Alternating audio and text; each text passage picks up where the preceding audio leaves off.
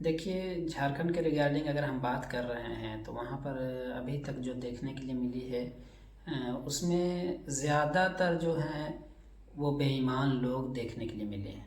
तो ज़रूरत इस बात की है कि सबसे पहले शासन में ईमानदारी, दूसरी बात ये है कि ज़मीन के हवाले से विकास हो, और तीसरी बात ये है कि सुदूर इलाके में स्वास्थ्य, एजुकेशन, रोज़गार यानी कि बुनियादी फैसिलिटीज़ अवेलेबल कराएं, ताकि वहाँ पर आम लोगों को परेशानियाँ या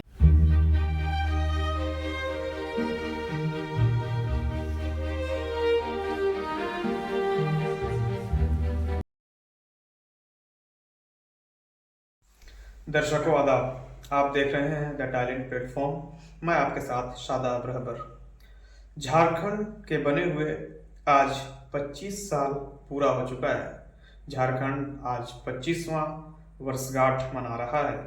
तो आज हमारे साथ बात करने के लिए एक झारखंड के ही शिक्षक जो सेवा दे रहे हैं बिहार में, तो आज हमारे साथ बात करने के लिए हैं जनाब इश्तियाक साहब। वो बताएंगे कि झारखंड में अब तक क्या तब्दीलियां हुई, क्या चेंजेस हुए और क्या क्या बाकी भी है।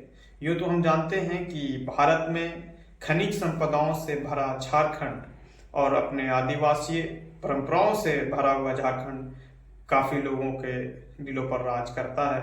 परंतु क्या कमियां हैं और क्या चेंजेस होने की आवश्यकता भी है, और पिछले 25 सालों में क्या आज तक नहीं बदला है, उससे सिलसिले में उस बाबत आज हम बात करेंगे जनाब इश्तियाक साहब से। तो आप बने रहें द टैलेंट प्लेटफॉर्म के साथ। सर, झारखंड के बने हुए आज पूरा 25 वर्ष पूरा हो चुका है। दिनांक 15 नवंबर 2000 को झारखंड अलग एक राज्य बना था और साथ ही इसके हिस्से आई थी कई खनिज संपदाएं, कई खनिज अयस्क और कई बेहतरीन चीज़ें, कई मनोरम दृश्य, जिसे देखने के बाद भारत भर में आज भी झारखंड का नाम एक अलग हिस्से के लिए होता है, एक अलग चीज़ों के लिए होता है। और कोल्स कैपिटल ऑफ इंडिया कहा जाता है धनबाद, जो कि झारखंड में ही स्थित है। तो आज 25 सालों में क्या क्या बदलाव हुआ है और किन मुद्दों के लेकर एक अलग राज्य का उदय हुआ था, उन सब सिलसिले में आज बात करेंगे सर इश्तियाक साहब से। वो बताएंगे कि झारखंड में अब तक पिछले 25 सालों में क्या क्या तब्दीलियां हुई हैं। सबसे पहले तो आपका मैं शुक्रगुजार हूँ कि आपने हमें इस अवसर पर बोलने का मौका दिया। अगर हम बात करते हैं कि झारखंड में अब तक क्या क्या तब्दीलियां आई है, तो सबसे पहले हमें इस बात को जानना होगा कि झारखंड बिहार से अलग क्यों हुआ था, किन मुद्दों को सामने रखते हुए झारखंड राज्य का डिमांड किया गया था। अगर हम बात करते हैं तो सन 1929 का ज़माना है ना।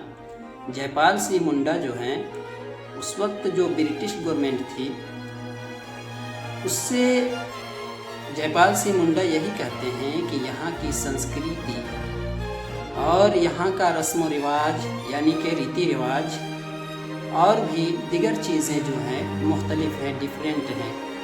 और आम तौर से अगर देखा जाए तो बिहार में मैथिली भाषाएं या फिर भोजपुरी है, वो बहुत ही अधिकतर बोली जाती है, जो कि यहाँ के लोग उनसे अलग दिखते हैं। और यहाँ की सरकार जो थी उस वक्त बिहार की, या फिर यहाँ के आवाम पब्लिक झारखंड के लोगों पर उस वक्त बता रहे हैं ख़ास ध्यान नहीं दिया करते थे।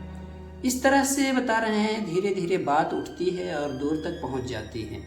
अगर हम बात करते हैं बेसिकली कि मेन मुद्दा क्या था, तो मेन मुद्दा यही था कि झारखंड में अगर बात करते हैं तो अधिकांश लोग जो थे वो आदिवासी लोग थे। अब उनका रस्म रिवाज, उनका रीति रिवाज, भाषा, संस्कृति जो देखिए, झारखंड के रिगार्डिंग अगर हम बात कर रहे हैं तो वहाँ पर अभी तक जो देखने के लिए मिली है उसमें ज़्यादातर जो हैं वो बेईमान लोग देखने के लिए मिले हैं। तो ज़रूरत इस बात की है कि सबसे पहले शासन में ईमानदारी, दूसरी बात यह है कि ज़मीन के हवाले से विकास हो, और तीसरी बात यह है कि सुदूर इलाके में स्वास्थ्य, एजुकेशन, रोज़गार यानी कि बुनियादी फैसिलिटीज़ अवेलेबल कराएं, ताकि वहाँ पर आम लोगों को परेशानियाँ या दिक्कतों का सामना करना ना पड़े और वो अपनी जीवन शैली बेहतर से बेहतर बना सकें। Thank you.